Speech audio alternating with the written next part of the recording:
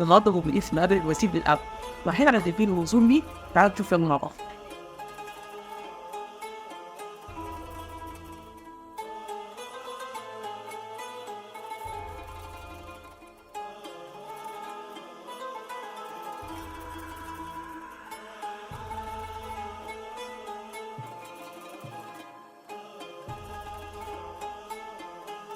احنا النهارده موجودين عند مقام وضريح محمد الحنفية. قبل ما اقول لك مين محمد الحنفية، خلينا لو جيت سألتك وقلت لك مين الحسن والحسين، تقول لي دول احفاد رسول الله صلى الله عليه وسلم من بنته السيدة فاطمة وزوجها سيدنا علي بن ابي طالب.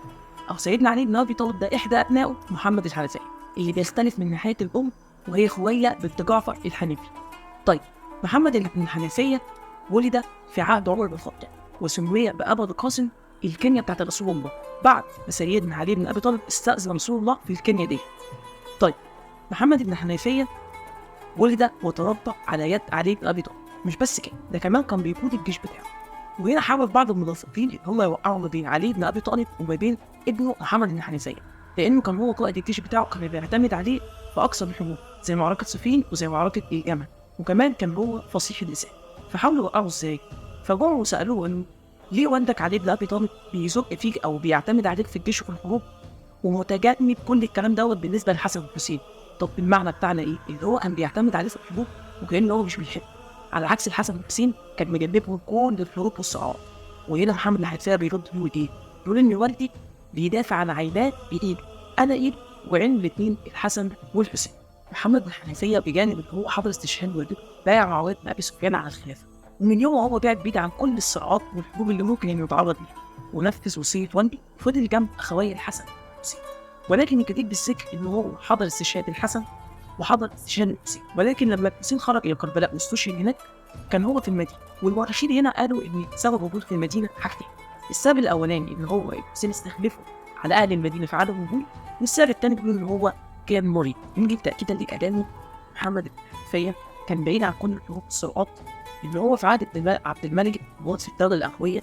كان في الوقت ده في خلاف ما بين عبد الملك بن مروان وبين عبد الله بن الزبير على مين يتولى خلافه المسلمين. وهنا طبعا محمد سيد رفض ان هو يبايع حد منهم حتى يتم توحيد كلمه المسلمين على حد من هو مسجد. فهنا عبد الله بن الزبير يتم ان هو بيضيق عليه في المدينه، يؤمر محمد بن الحنفية هو واصحابه خارج المدينه، ويروح على عبد الملك بن مروان تحت ابواب دمشق عشان خاطر يستقبله. ولكن لما عبد الملك بن مروان شاف ان محمد بن الحنفية ابتدى يهرب ويبقى ليه شعبيه والناس بتحب تتاثر بيه، طلب منه شيء ان هو لابد ان هو يبايعه خليفه المسلمين. هنا محمد يرفض الكلام ده رفض تاني، ويقول له لا، لما تتفق انت وعبد الله بن الزبير احنا ساعتها انا هبايعك. هنا عبد الملك بن مروان يضايق الخناق وبيرفضه خارج المدينه. وبعد فتره ما كانتش طويله بيستطيع عبد الملك بن مروان ان هو يتخلص من عبد الله بن الزبير ويبقى خليفه المسلمين.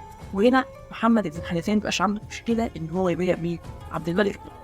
توفى محمد بن الحنفية سنة 81 هجرية، ولكن الجديد بالذكر ان هو دفن في المدينة المنورة. ولكن في بعض الأقاويل بعض كتب التاريخية بتقول ان فترة من الفترات حصل حاجة زي تبادل الاسمين او نقل الاسمان من مكان لمكان، وبيقولوا ان هو مدفون في المكان اللي احنا مدفونين فيه. كده بقى عرفنا مين هو سيدي محمد ابن الحنفية. وانتظرونا ان شاء الله في فيديوهات جاية، مش بس هنروح الائمة والابراح اللي موجودة في القاهرة والجيزة، لا، اللي موجودة في كل المحافظات بس.